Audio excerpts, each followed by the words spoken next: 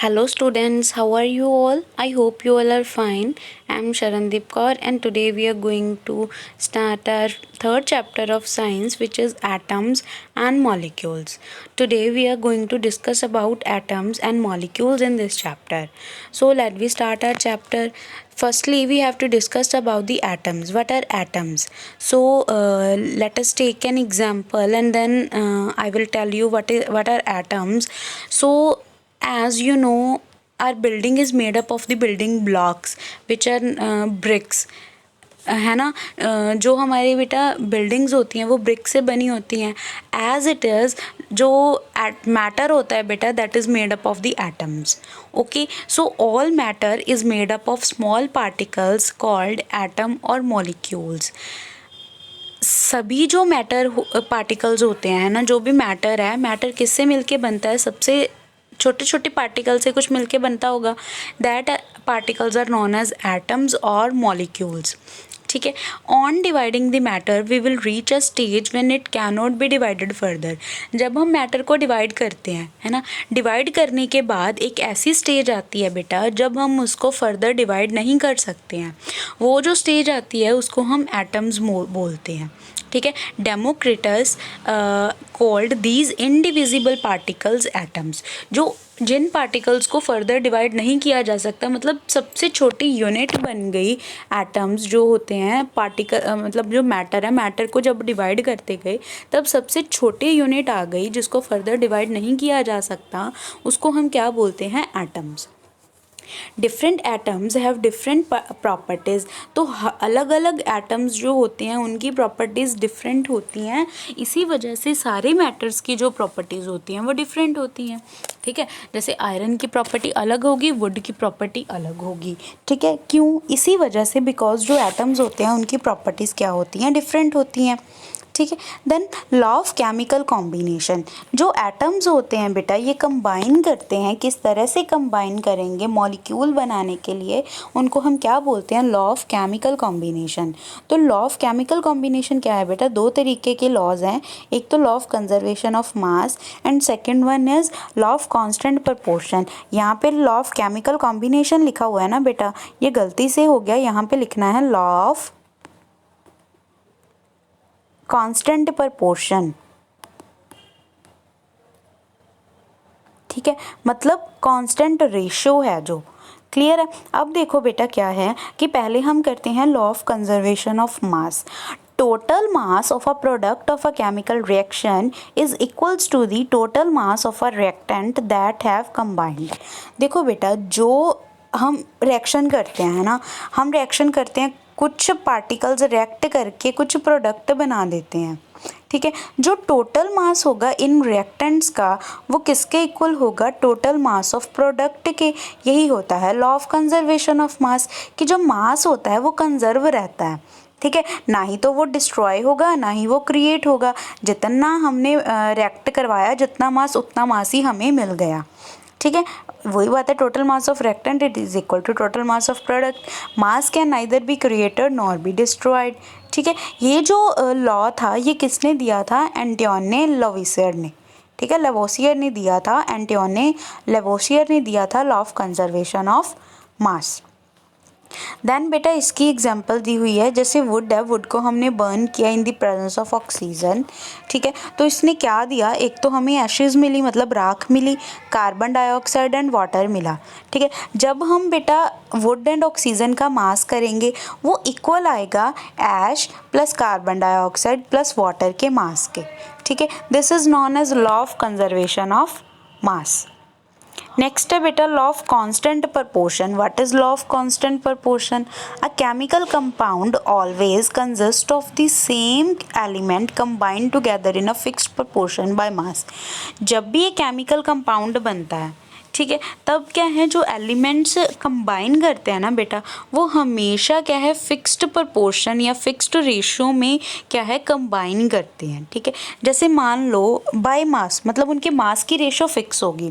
जैसे मान लो अगर हम हाइड्रोजन एंड ऑक्सीजन से वाटर बना रहे हैं H2O, तो हमेशा इसमें जो मास की रेशियो होती है वो कांस्टेंट रहेगी. जैसे हाइड्रोजन का मास 1 होता है, 2 हाइड्रोजन है, हमने हाइड्रोजन एंड ऑक्सीजन के मास की रेशियो निकालनी है, तो हाइड्रोजन का मास वाटर में कितना आएगा 2, बिकॉज 2 एटम्स हैं एंड एक हाइड्रोजन का मास कितना होता है 1, तो 2 का कितना हो जाएगा 2। ऑक्सीजन के एक एटम का मास होता है 16, यहाँ पे एक ही एटम है तो इसकी रेशो कितनी आ जाएगी बेटा 1:8। तो इसका मतलब हाइड्रोजन एंड ऑक्सीजन की जो रेशो है इन वाटर हमेशा कितनी रहेगी 1:8। क्लियर है। देन है बेटा Dalton atomic theory. What is Dalton atomic theory? Every matter is made up of very small particles known as atoms. जो हर एक मैटर होता है बेटा, ठीक है, वो छोटे छोटे पार्टिकल से मिलके बनता है जिसको हम एटम्स बोलते हैं। ये हमें किसने बताया था? डाल्टन की एटॉमिक थ्योरी ने बताया था। ठीक है, हम कुछ पोस्टुलेट्स कर रहे हैं बेटा ये डाल्टन एटॉमिक थ्योरी के। सेकंड उन्होंने क्या बताया? Atoms are the ultimate particle and can not be further divided into small particles. मतलब जो एटम्स हैं वो स्मॉलेस्ट पार्टिकल्स हैं, इससे छोटे पार्टिकल्स नहीं बनाए जा सकते हैं, मतलब एटम्स को फर्दर डिवाइड नहीं किया जा सकता। Okay, then atoms can neither be created nor be destroyed during a physical change or a chemical reaction. All the atoms of particular elements are identical in all respect. अगर हम कोई भी physical change की बात कर रहे हैं, physical change में क्या होगा बेटा? एटम्स ना ही तो क्रिएट किए जा सकते हैं ना ही इनको डिस्ट्रॉय किया जा सकता है। ठीक है, एटम्स ना ही तो न्यू बनेंगे ना ही एटम्स डिस्ट्रॉय होंगे। जैसे मान लो अगर हम हाइड्रोजन एंड ऑक्सीजन की रिएक्शन करवा रहे हैं, हमारे पास क्या बन रहा है? वाटर बन रहा है। इसको बैलेंस करना पड़ेगा। अब जितने हाइड्रोजन हम यहाँ पे लेके चल रहे हैं उतने हाइड्रोजन यहाँ पे है, जितनी ऑक्सीजन हम यहाँ पे लेके चल रहे हैं उतनी ऑक्सीजन यहाँ पे है। ये बेटा 2 का मतलब ये है कि H2O के बाहर 2 है, कॉमन है 2, हाइड्रोजन के लिए भी ऑक्सीजन के लिए भी। क्लियर है। तो यहाँ पे 4 ऑक्सीजन है, यहाँ पे हाइड्रोजन है एंड यहाँ पे भी 4 हाइड्रोजन है, यहाँ पे 2 ऑक्सीजन है एंड यहाँ पे भी 2 ऑक्सीजन है। इसका मतलब एटम्स वही रहे, कोई नया एटम तो इन्वॉल्व नहीं हुआ, ना ही कोई पुराना एटम हमने गायब किया है। तो जो एटम है वो पुराने ही हैं, ना नया आया है ना पुराने वाले कहीं गायब हुए हैं। तो इसका क्या मतलब है कि atoms can neither be created nor be destroyed during a physical change. Similarly chemical reaction, ये केमिकल रिएक्शन की भी एग्जांपल थी कि केमिकल रिएक्शन में हमेशा ऑल रिस्पेक्ट में एटम्स क्या रहते हैं? आइडेंटिकल रहते हैं, वो ही रहते हैं, सेम रहते हैं। ठीक है, then they have same mass size and chemical properties. अगर हम सेम एलिमेंट की बात करें, ठीक है, सेम एलिमेंट के लिए जैसे मान लो मैं हाइड्रोजन की ही बात कर रही हूँ, हाइड्रोजन का जो एटम होगा ना बेटा उसका मास सेम होगा, मतलब उसका मास 1 नहीं रहेगा, उसका साइज भी सेम होगा, मतलब हाइड्रोजन का जो साइज है उतना ही साइज रहेगा एंड इनकी केमिकल प्रॉपर्टीज़ भी क्या होंगी? हमेशा सेम होंगी। लेकिन अगर मैं डिफरेंट एलिमेंट्स की बात करूँ बेटा, डिफरेंट एलिमेंट्स की अगर मैं बात करूं, मतलब मान लो मैं हाइड्रोजन एंड क्लोरीन की बात कर रही हूँ, तो हाइड्रोजन एंड क्लोरीन के मास में फ़र्क होगा। इसका मास 1 होता है, इसका मास 35.5 होता है क्लोरीन का मास। ठीक है, इसके साइज़ में भी फ़र्क होगा, हाइड्रोजन छोटा होता है क्लोरीन बड़ा होता है एंड इनकी केमिकल प्रॉपर्टीज़ भी डिफरेंट होंगी। क्लियर है। Then atoms are the smallest particles of matter. Smallest particles होते हैं मैटर के जो केमिकल रिएक्शन में पार्टिसिपेट करते हैं। ठीक है, atoms. Then atom of same or different elements combine in small whole number ratio to form molecules of compound. वही बेटा example law of constant proportion वाली कि जो एटम्स होते हैं ये सेम या डिफरेंट एलिमेंट्स के वो सिंपल होल रेशो में कंबाइन करते हैं एंड वो रेशो हमेशा क्या रहती है? फिक्स रहती है। ठीक है, जैसे 1:8 वाला अभी हमने केस किया था। अब बेटा क्या है? ड्रॉबैक्स हैं। ड्रॉबैक्स हैं किस चीज़ की? डाल्टन एटॉमिक थ्योरी की। क्या ड्रॉबैक्स हैं कि जो एटम्स होते हैं ना बेटा हम इनको फर्दर डिवाइड कर सकते हैं। एटम्स अगेन किस चीज़ से मिलके बने होते हैं? इलेक्ट्रॉन, प्रोटॉन एंड न्यूट्रॉन से। लेकिन डाल्टन को इस बारे में पता ही नहीं था। ठीक है, जब इलेक्ट्रॉन, प्रोटॉन एंड न्यूट्रॉन की डिस्कवरी हुई तब डाल्टन की थ्योरी थोड़ी सी तो फेल हो गई कि जो एटम्स होते हैं वो तो उनको डिवाइड किया जा सकता है, लेकिन उसने इनडिविजिबल बोला, ये तो डिविजिबल होते हैं। क्लियर है। Then atoms of the same element can have different masses, these are called isotopes. जो एटम्स होते हैं सेम एलिमेंट के उनका जो मास होता है वो डिफरेंट होता है एंड उनको हम क्या बोलते हैं? आइसोटॉप्स बोलते हैं। ठीक है, atoms of the same element have the different masses. हमने ये बोला था ना बेटा कि जो एटम्स एलिमेंट्स होते हैं, है ना, अगर हम सेम एलिमेंट्स की बात करें, जैसे मैं हाइड्रोजन की बात कर रही थी, तो हाइड्रोजन अगर होगा तो ये सेम एलिमेंट है तो इसका मास भी तो सेम होगा, लेकिन ऐसा नहीं होता। हाइड्रोजन एक्चुअल में 3 तरह के होते हैं, एक का मास 1 होता है, एक का मास 2 होता है, एक का मास 3 होता है। तो इससे तो बेटा हमें ये चीज़ पता चली कि जो सेम एटम्स के मास होते हैं वो भी डिफरेंट हो सकते हैं, हमेशा डिफरेंट नहीं होते बेटा। सिर्फ कुछ के एग्जांपल्स हैं, 2-4 एग्जांपल्स हैं जिसमें ये क्या होते हैं, डिफरेंट हो सकते हैं।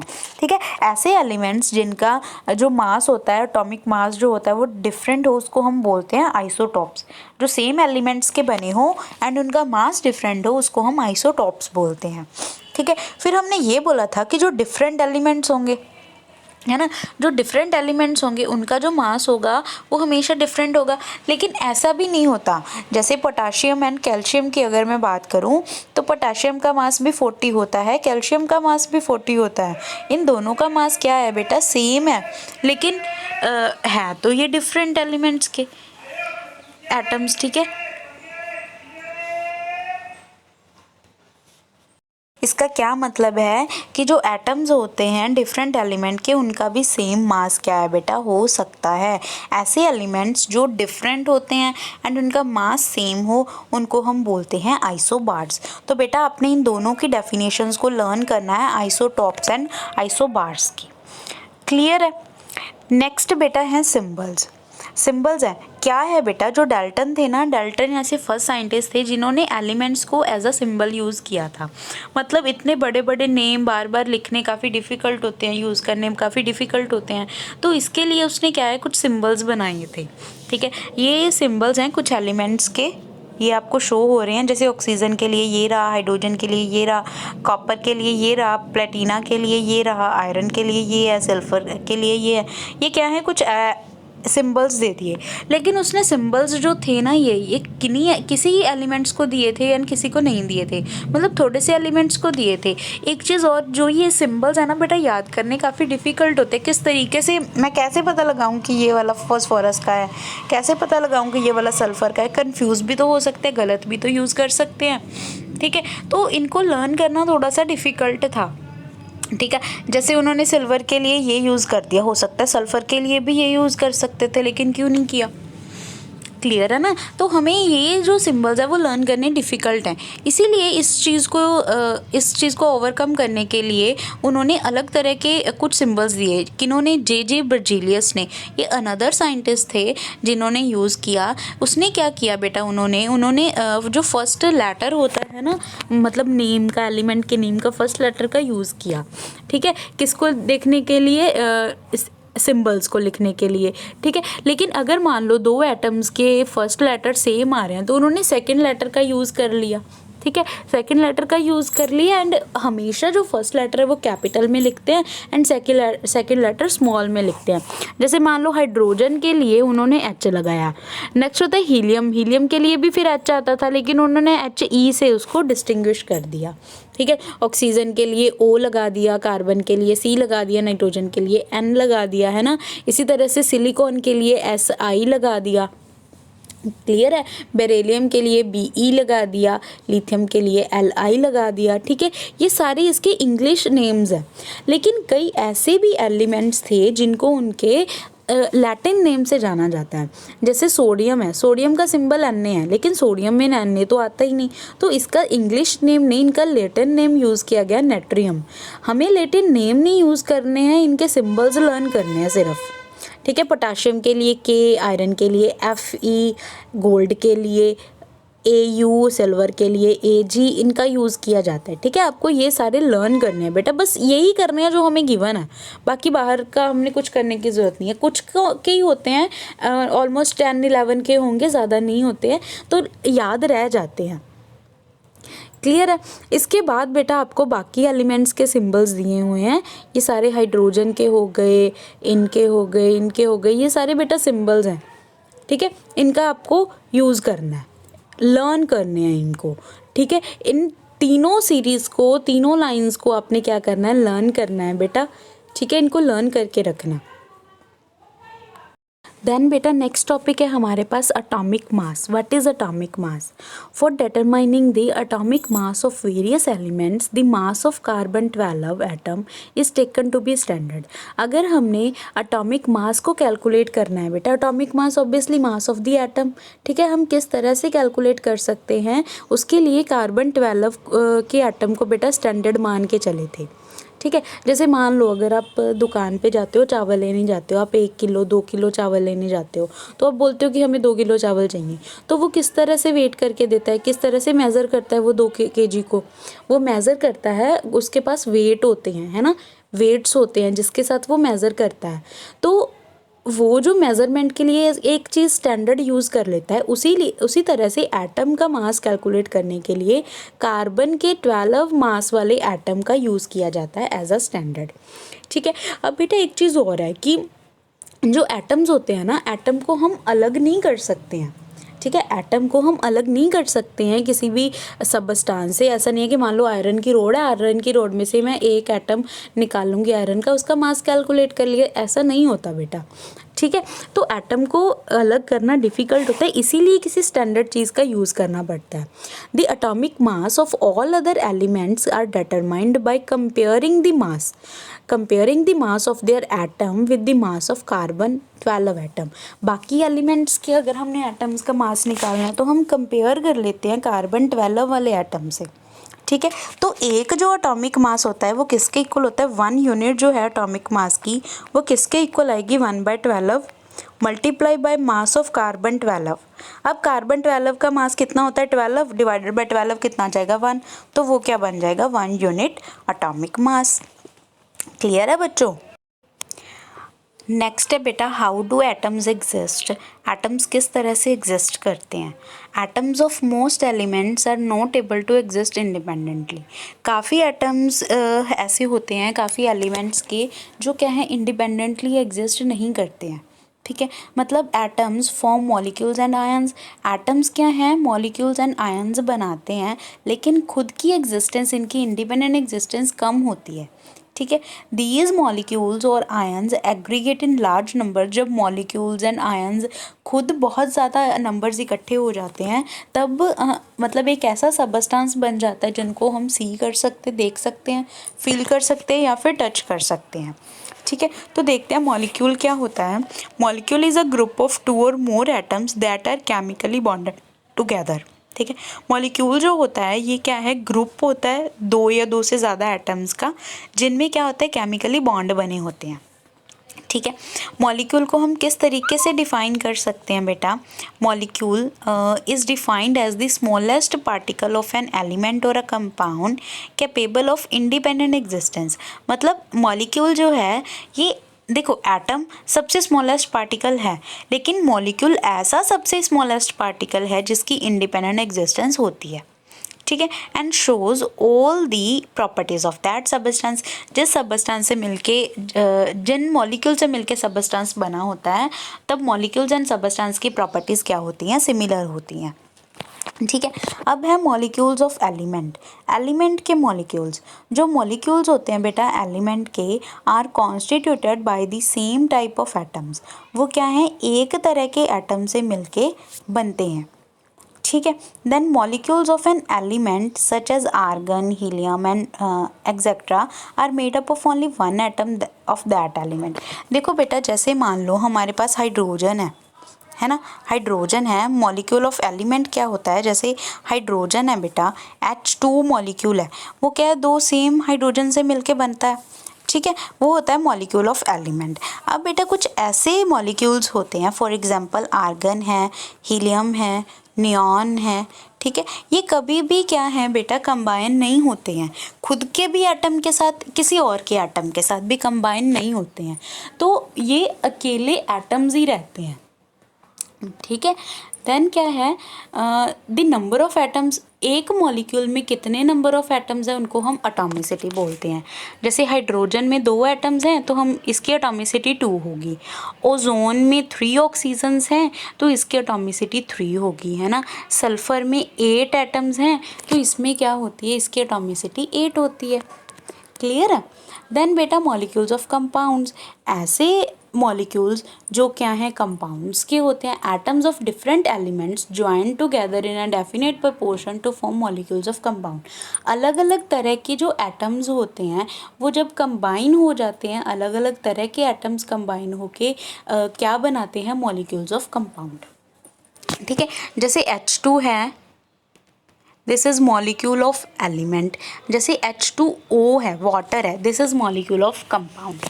क्लियर है। देन बेटा यहाँ पे रेशो बताई हुई है, रेशो बाय मास। जैसे वाटर में हाइड्रोजन एंड ऑक्सीजन की, अमोनिया में नाइट्रोजन एंड हाइड्रोजन की, कार्बन डाइऑक्साइड में कार्बन एंड ऑक्सीजन की। क्लियर है। अब नेक्स्ट देखो, what is an ion. Ion क्या होता है? Compounds composed of metals and non metals contain charged spaces. ऐसे कंपाउंड्स जो मेटल एंड नॉन मेटल से मिलके बनते हैं एंड जो क्या होती हैं, चार्ज्ड स्पीसीज होती हैं, उनको हम आयंस बोलते हैं। जैसे मान लो Na पॉजिटिव, Cl नेगेटिव।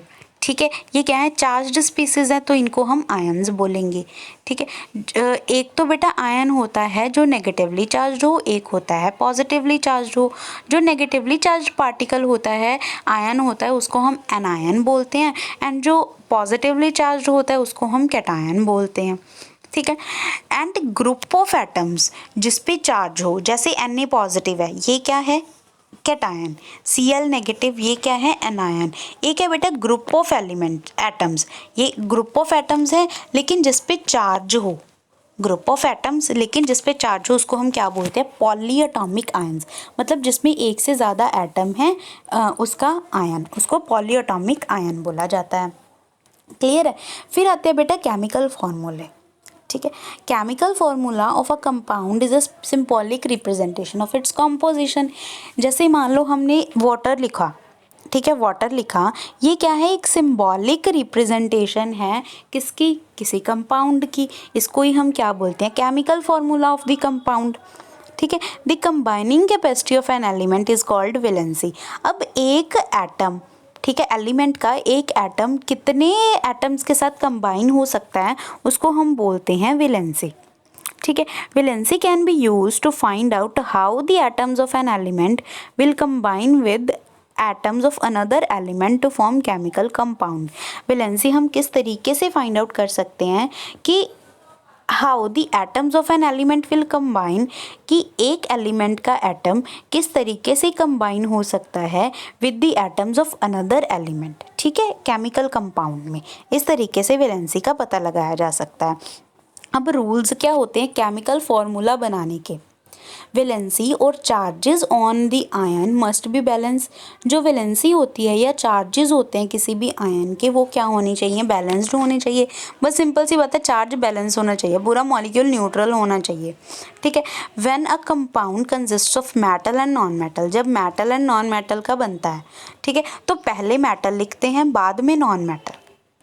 ठीक है, जैसे मान लो NaCl की बात करते हैं, पहले हम Na लिखते हैं फिर Cl लिखते हैं ना, क्योंकि Na क्या है, सोडियम मेटल है, क्लोरीन क्या होता है, नॉन मेटल होता है।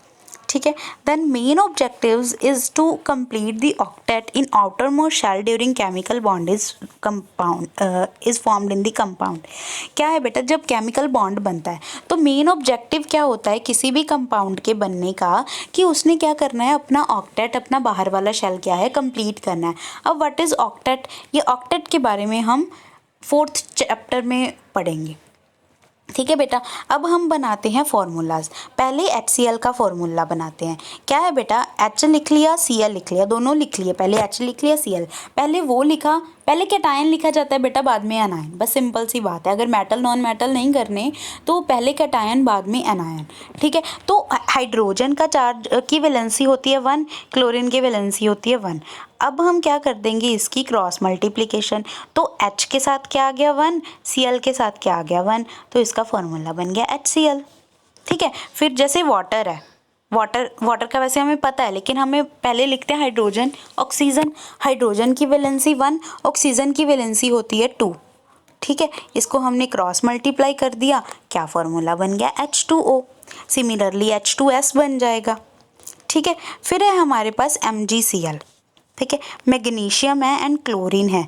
मैग्नीशियम की वैलेंसी होती है 2, क्लोरीन की वैलेंसी होती है 1।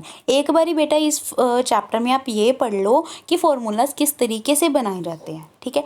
नेक्स्ट चैप्टर में हम वैलेंसी को लर्न करना सीखेंगे कि वैलेंसी किस तरीके से लर्न की जाती है, ठीक है। अब देखो इसकी क्या है, क्रॉस मल्टीप्लिकेशन कर दी, Mg कितने आ गए 1, Cl कितने आ गए 2, तो इसका फॉर्मूला क्या बन गया MgCl2। क्लियर है। फिर है बेटा sodium carbonate. Sodium carbonate, sodium का क्या होता है Na, कार्बोनेट होता है बेटा CO3। अभी देखा ना CO3 पे क्या चार्ज था 2, नेगेटिव है पॉजिटिव है चाहे लिखो ही मत, यहाँ पे तो लिखा हुआ है ना, लिखना तो लिख लो, नहीं लिखना तो ना सही, बस वैलेंसी सही होनी चाहिए। सोडियम पे 1 चार्ज होता है, इसकी क्रॉस मल्टीप्लिकेशन कर दो तो Na कितने आ जाएंगे 2, CO3 कितना आ जाएगा 1। क्लियर है। इसी तरह से अमोनियम सल्फेट का देख लेना। क्लियर है बच्चों, इस तरीके से हम क्या है केमिकल फॉर्मूला बना सकते हैं, बस वैलेंसी लर्न करनी है। वैलेंसी किस तरीके से लर्न करनी है हम नेक्स्ट चैप्टर में देखेंगे। क्लियर है। So thank you and have a nice day.